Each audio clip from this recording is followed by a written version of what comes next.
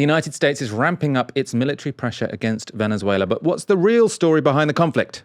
I caught up earlier today with friend of the show, Yanis Varoufakis. What's happening in the Caribbean right now is the most shocking geopolitical collapse I've witnessed in my 30-year career as an economist. America deployed its largest military force to Latin America since the Cuban Missile Crisis. The result? Maduro was sworn in for a third term, and Washington lost control. Let me tell you something. This story isn't just about Venezuela. This is the operational manual for the decline of an empire. And right now, this manual is being written, published, and distributed to the world in real time. The force America has deployed to the Caribbean since August, these numbers will make your head spin. What a fantastic answer. Yanis, great to have you on. Of course, that wasn't the real Yanis Varoufakis. It was completely AI generated. Apparently, though, that wasn't clear to everyone.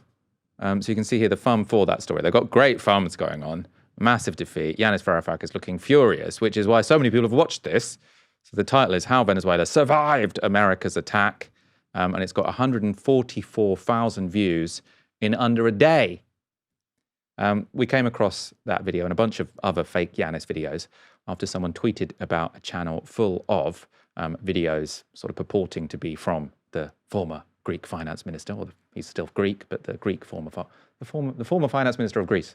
Let's go to that tweet. Hi, Yanis Varoufakis. Are you aware that this YouTube channel has an entire deepfake AI-generated series of you explaining macroeconomics? They use your name, your voice, and twist your ideas. The most popular video has 800,000 views. So this is a screenshot of the video that has 800,000 views.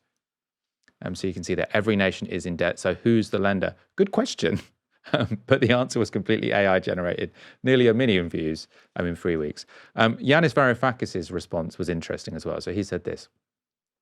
Yes, I know, nothing I can do about it. YouTube refuses to take these deepfakes down, and even if they do, they spring up faster than I can shut them down. I suppose we must all learn to doubt all we see and hear. Perhaps this is the beginning of social media's self-immolation. Interesting hypothesis there, sort of, instead of us all becoming incredibly gullible and sort of getting completely confused about what is what, maybe we just all turn away from it and say, I can't believe any of this, so I'm going to turn off my social media. Probably would be a good outcome. Since that tweet from Yanis Varoufakis, that particular channel has been taken down, but by this morning, there was a new version of it that had already been created. So you can see here, this is the sharp line. Yeah, you can see here, these don't have many views, but that's because they just recreated this and uploaded everything again in 24 hours. You can see all of these. We do need, I'm very much, I said to the team today, our farms need to look more like that because they are very entertaining, and that's why they're, well, these ones aren't getting many views because they've only just been uploaded, but why some of them were getting 800,000 views. Helena, Yanis said this could be the beginning of social media's self-immolation. I think that would be the better outcome here. I mean, what do you think? I mean, it's really difficult to be able to look at huge numbers of people being extremely easily fooled by what seems to us as obviously AI-generated videos with books without real titles, just jumbles of squiggly lines that don't actually represent letters.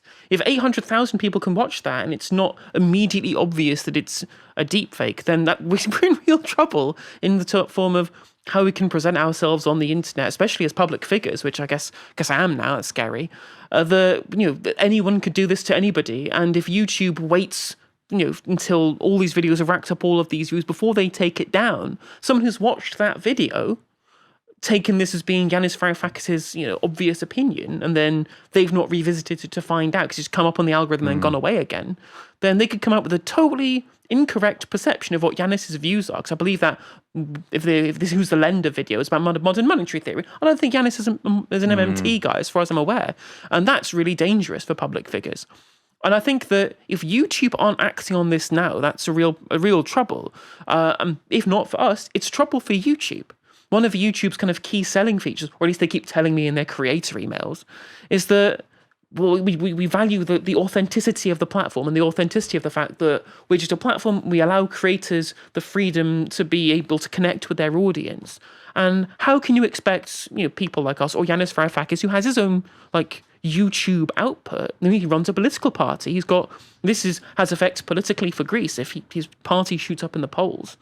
and people want to vote for him based off of ideas that aren't even his because they've seen a video that's been deepfaked of him, that connection between creator and audience gets completely severed. And that's a problem for YouTube and the creators on it as well, as people won't be able to take the platform seriously anymore. So the alarm is sounded with good reason in this one, I think. And it's important to note, I suppose, because there are two different ways this could be done, right? Where you're doing a deep fake of a prominent person, which is, you could have a sort of political objective. So maybe to discredit them, or maybe to start a riot, or to sort of put forward your views with a more credible face. My guess from this is that this is someone who just wanted to clock up views so they could get ad revenue. Because I don't think they were sort of, it didn't seem to me like this had a political agenda beyond sort of thinking, oh, people like Yanis Varoufakis videos, so I'm going to get my generative AI to create a load of Yanis Varoufakis videos without having to ask Yanis Varoufakis. As I say, there are loads of these. I'm just going to show you one more clip. This is another Yanis Varoufakis video, well, fake Yanis Varoufakis video with 28,000 views. I want to tell you about something that sounds like a riddle, or perhaps more accurately, for years, we've been told that the silver market is functioning normally, that prices reflect supply and demand, that what gets traded every day represents actual metal sitting somewhere in vaults. And I wanted to go to some of the comments, because you see that, well, I don't know, I'm going to bring up something else. So let's read some of these comments. So Mr. K9 Funder says, "You are on a roll, sir. Facts from astute economist. JP Morgan, the great silver paper manipulator via naked short. They got caught, moved their trade desk to Singapore, and going long after years of short paper is real indicator of silver to the moon." Now, I don't know if that's probably a bot. Is it a fake Yanis Varoufakis being viewed by fake YouTube accounts? Let's go to Mark DeGroen. This one sounds a bit more real. "Thank you, Yanis. If I read you correctly, you are saying don't trust paper value in any form, only the physical things they can buy. I will bunker up and await the inevitable hyperinflation we are heading for. May ordinary hard-working people heed your warning and avoid starvation in the coming years." Well, that is quite a stark conclusion to come from a fake video of an economist that you like. But yeah, the strange sort of meta angle here is because with all of these things, you never know if these are real people who have been fooled, or if they are bots who are pretending to be fooled to generate more engagement for the video. This is the sort of information apocalypse when it comes to AI and the internet, because you don't know if the video is real, you don't know if the reaction to it's real, you don't know if all those views are real, or if it was bots that went to watch it. Although, if it's bots that are going to watch it, actually, I wonder if you probably can get ad revenue if you've got a bot to watch it, I would imagine. That's an interesting question. Anyway, let's go to a real person who we do know is a real person, who was fooled this week by what I think was clearly generative AI. This is Carol Malone. She's a Daily Express columnist. She can often be found on the Jeremy Vine show on Channel 5. I've debated her a couple of times. On Thursday, she tweeted this. So you can see here, "Who does this to a puppy, for God's sake? Thank God for this man." Let's look at the video, which, according to Carol Malone, is documenting the best and the worst of humanity.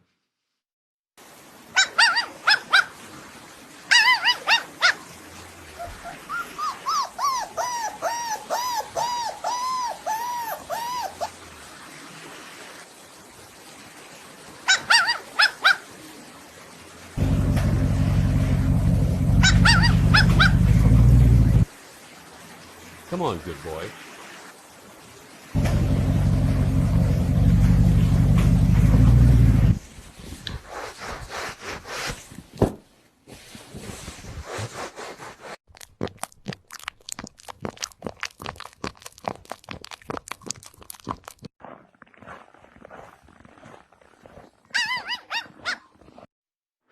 So, I mean, there were some key videos. So as you pointed out while we were watching that, Helena, the car door closed itself.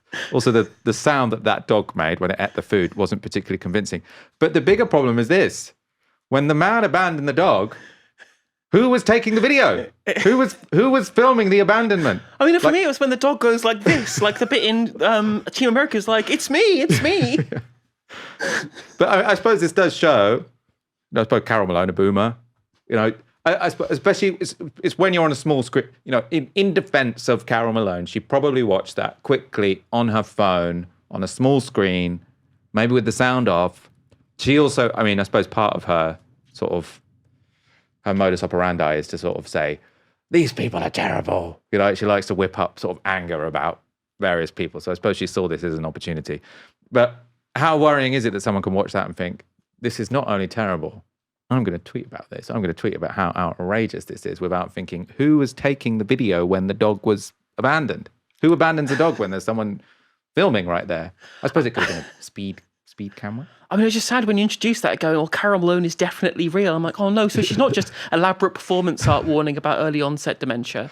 But I mean, yeah, it's just. I mean, we had this debate last week about the social media ban for kids under 16. I'm like, and at the time I was like, oh, we can't do that. I'm like, I will now rescind my position. I'll go further, ban everyone who's not between the age of 20 and 45 from social media, because we have a real problem. I mean, she boomer posts very heavily on Twitter. I see, but just even seriously though, as you say, what she probably has done is not paid huge amounts of attention, just seen dog go, oh, well, this is upsetting, isn't it? Retweet, how sad, rather than spending, having to spend some amount of time checking whether something is AI. Like, because there was somebody, in a more serious note, somebody was sharing AI pictures from Gaza that were purporting to show them filming kids being in an inundated tent, because there's obviously lots of floods in Gaza at the moment, right?